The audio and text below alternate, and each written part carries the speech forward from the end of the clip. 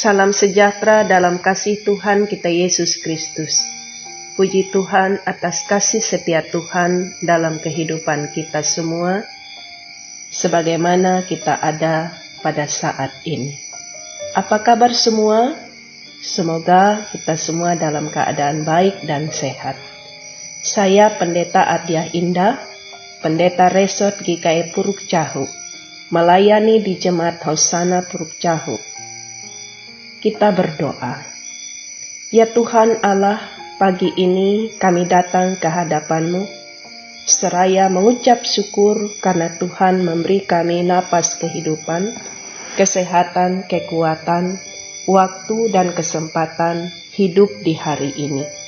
Biarlah Tuhan sendiri yang akan menolong kami untuk menjalani hari ini.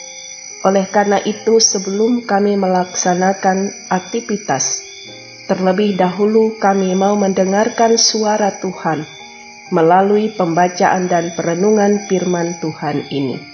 Berkatilah kami semua dan pimpinlah melalui kuasa Roh Kudus Tuhan. Dalam nama Yesus Kristus kami naikkan doa ini. Amin.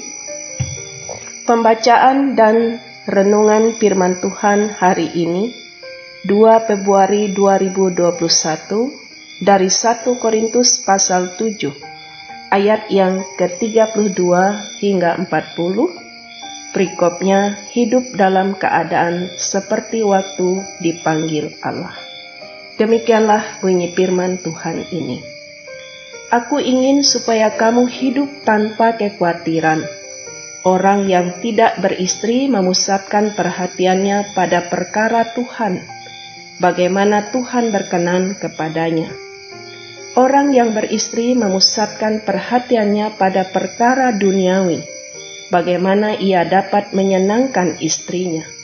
Dan dengan demikian perhatiannya terbagi-bagi. Perempuan yang tidak bersuami dan anak-anak gadis memusatkan perhatian mereka pada perkara Tuhan, supaya tubuh dan jiwa mereka kudus. Tetapi perempuan yang bersuami memusatkan perhatiannya pada perkara duniawi, bagaimana ia dapat menyenangkan suaminya.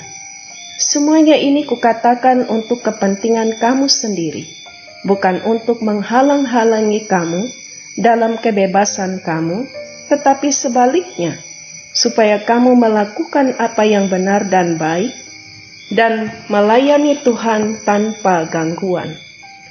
Tetapi jikalau seorang menyangka bahwa ia tidak berlaku wajar terhadap gadisnya, jika gadisnya itu telah bertambah tua, dan ia benar-benar merasa bahwa mereka harus kawin, baiklah mereka kawin, kalau ia menghendakinya.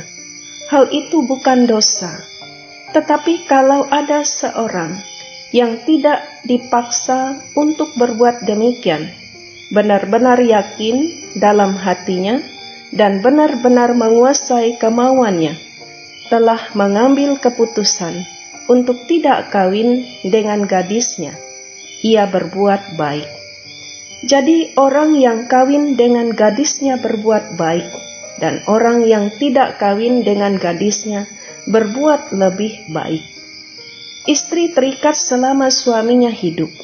Kalau suaminya telah meninggal, ia bebas untuk kawin dengan siapa saja yang dikehendakinya, asal orang itu adalah seorang yang percaya. Tetapi menurut pendapatku, ia lebih berbahagia kalau ia tetap tinggal dalam keadaannya, dan aku berpendapat bahwa aku juga mempunyai Roh Allah. Amin. Ibu bapa, saudara yang dikasihi dan diberkati oleh Tuhan. Tema renungan ini menghidupi panggilan Tuhan. Setiap orang yang lahir ke dunia ini memiliki panggilan yang spesifik dari Tuhan. Panggilan hidup ini dilakoni melalui pekerjaan, dijawab melalui profesinya. Jadi kehidupan adalah panggilan untuk memenuhi jawaban dan menjawab panggilan Sang Ilahi.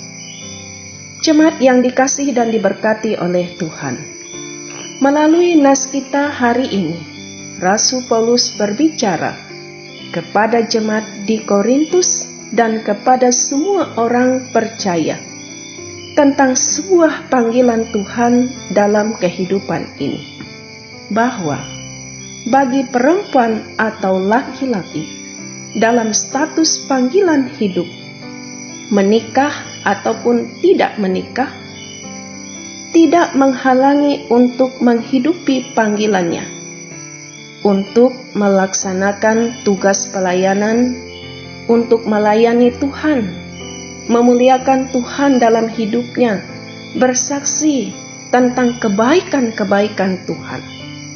Paulus menegaskan bahwa memenuhi panggilan Allah bukanlah persoalan lahiriah. Tuhan pun tidak mempersoalkan status hamba dan orang merdeka. Aspek emosi, perasaan sedih ataupun gembira juga bukan perkara utama. Hal ini kita lihat dalam ayat yang ke-35. Bapak Ibu jemaat Tuhan yang dikasihi dan diberkati oleh Tuhan, Paulus mengingatkan kepada semua orang percaya untuk tetap hidup seperti yang telah ditentukan Tuhan baginya.